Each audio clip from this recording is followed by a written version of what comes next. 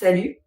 Eh ben écoutez, ça fait déjà un moment que je voulais vous faire cette vidéo, puis à chaque fois je me dis oh, bof, je sais pas, bon c'est pas trop le genre de vidéo que j'ai l'habitude de faire. Moi je fais des facecam, beaucoup moins que des vlogs, mais à un moment donné je me suis dit en même temps, YouTube c'est un lieu de partage, c'est un lieu où on va chercher des infos, des conseils, des astuces, ce genre de choses. Et là, cette vidéo, comment paraître plus jeune que son âge. À chaque fois, je commence sans mes lunettes et je me dis non. Non, tu vas peiner. Et en plus, ça me saoule parce qu'à force de mettre les lunettes, bah, t'as les marques. Voilà. Tant pis. Lunettes. Ça donne un petit côté sérieux, tu me dis. Alors, me concernant, j'ai toujours fait partie de ces personnes qui n'ont jamais fait leur âge. Alors, il y a toujours des gens qui vont être très sympas dans les commentaires, qui vont faire exprès de me donner un âge de fou parce qu'ils sont mal dans leur peau. Mais bref, c'est une réalité. Petite, ça posait pas de problème. Ado, c'était plutôt pénible. Et adulte, c'est plutôt cool. Pourquoi je dis que c'était pénible quand j'étais ado? Tout simplement parce que les gens doutent de ton âge tout le temps, où que tu sois, où que tu ailles. Très bête.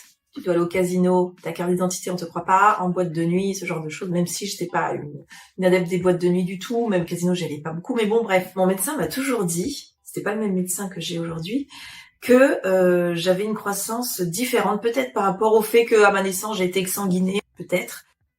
Je suis sûre que vous êtes en train de vous dire, mais sinon, quand est-ce qu'elle balance son âge? Eh ben, je ne vais pas donner mon âge. Non. C'est pas que ce soit tabou.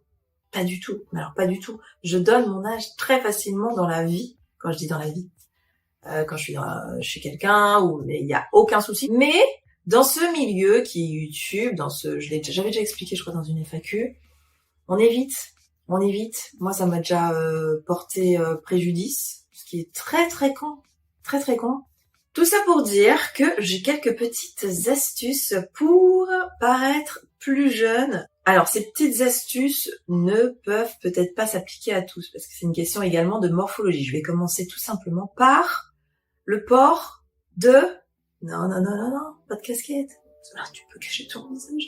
Non, la frange. J'ai une frange, genre depuis que je suis née. J'ai l'impression d'avoir toujours eu une frange. Et c'est vrai que la frange donne un côté enfantin, espiègle, juvénile. Le truc, c'est que moi, sans frange, je déteste. J'aime pas du tout.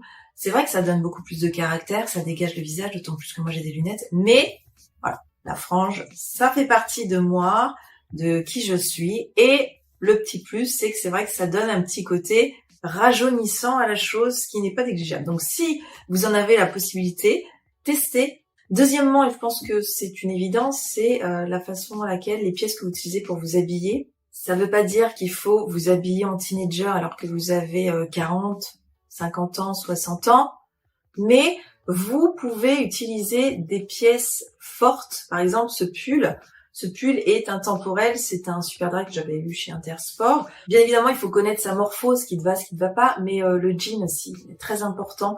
La coupe d'un jean, c'est sur la silhouette, sur l'âge que tu as, je vous jure que c'est hyper important.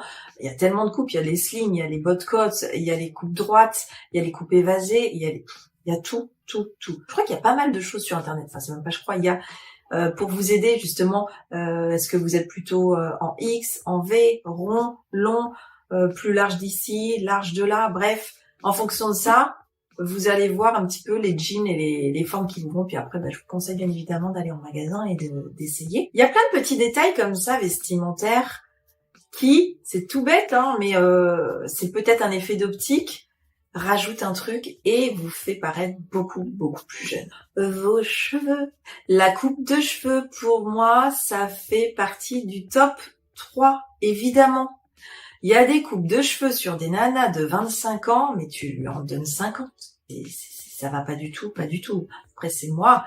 Mais sur des nanas de 30, 45 ans, certaines coupes, mais c'est hyper dynamique, hyper tendance, hyper jeune. Pareil, moi je vous conseille, parce que je ne suis pas coiffeuse, mais je sais qu'il y a des techniques qui fonctionnent très très bien. Allez voir vraiment des visagistes. Parce que là, pour le coup, c'est pas évident sur Internet, même si je sais qu'il y a des logiciels, tu mets une photo, mais j'y crois pas trop.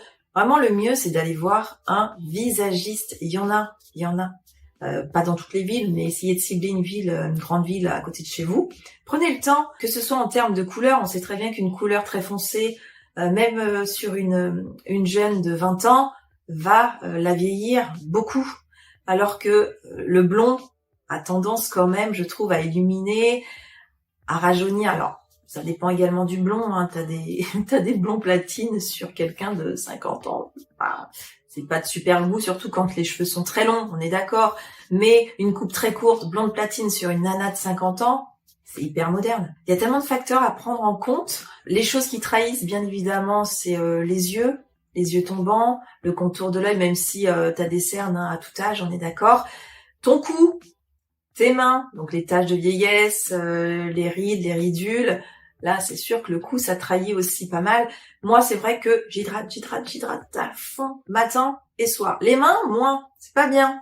Il faut que j'y pense plus. C'est vrai que ça me saoule parce que ça a tendance à graisser, comme je touche souvent les cheveux. Mais c'est très, très important de le faire, même dès le plus jeune âge, dès l'âge de 20 ans. Hein, on s'hydrate parfaitement. Inutile de vous dire qu'une bonne hygiène au niveau du démaquillage, une routine que j'ai adaptée très très tôt. C'est devenu un rituel auquel je ne peux pas me passer. Mon démaquillage du matin et mon démaquillage du soir. C'est-à-dire que dès le réveil, même si le soir je me suis démaquillée, j'enlève un petit peu l'excédent pour de nouveau avoir un visage tout propre qui va venir accueillir tous les soins. Pareil, ça depuis toujours ma routine, elle est simple, matin et soir c'est la même, sans que ce soit les mêmes produits à chaque fois. J'alterne tout le temps, ou je teste en plus, bon bah c'est un petit peu maintenant mon taf donc je reçois pas mal de produits, mais la routine est la même. Tu te laves le visage, tu te démaquilles, moi je prends de l'eau micellaire et ensuite je viens mettre mes petits soins. Donc il y a toujours le sérum, la crème de jour ou la crème de nuit, le contour des yeux et tout ça en faisant des mouvements de massage, d'automassage pour venir vraiment lisser parce qu'on est d'accord, le contour, l'ovale du visage, très très important hein, pour ne pas trahir ton âge également. Voilà pour mes petits conseils du jour. Dites-moi en commentaire si écoutez, ça vous intéresse de tester, si vous avez déjà testé ce genre de choses, si vous portez des franges, est-ce que vous avez vu une différence avec et sans, et surtout si ce type de vidéo, bien sûr, je ne le ferai pas tout le temps, vous plaît. Voilà, je vous fais un